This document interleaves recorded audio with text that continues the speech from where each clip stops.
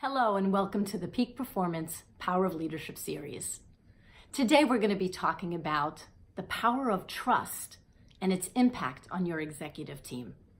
Many of you know I'm a huge fan of Patrick Lencioni, and I use his definition of trust, which is vulnerability-based trust. It's the ability of executive team members to be open and honest about their strengths and their weaknesses, and forthcoming about their challenges and their triumphs.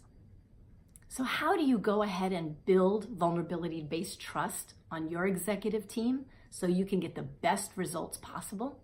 I'd like to share 3 ways. The first way is to dive deeply into conversation. Don't settle with superficial conversation. Dive deeply to get to know each other better. When you get to know each other better, you build your relationship and that builds trust.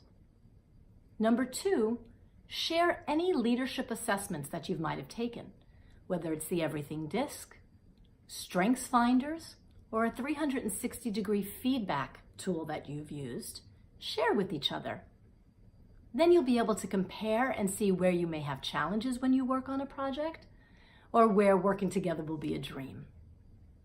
And number 3, I'd like you to actively work on your active listening skills. A recent study showed that 45% of the people that were interviewed said a lack of trust in their executive team was impacting their work performance. Could that lack of trust be on your executive team also?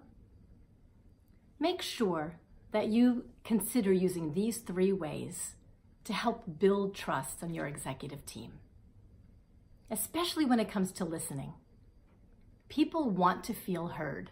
When people feel heard, they're likely to be more engaged.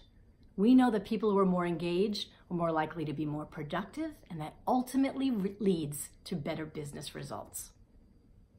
So if you'd like a little more information on the high cost of lost trust, go to the Harvard Business Review article back from 2002. It's an oldie, but a goodie. Thank you for taking your time today to listen, and I look forward to seeing you next week.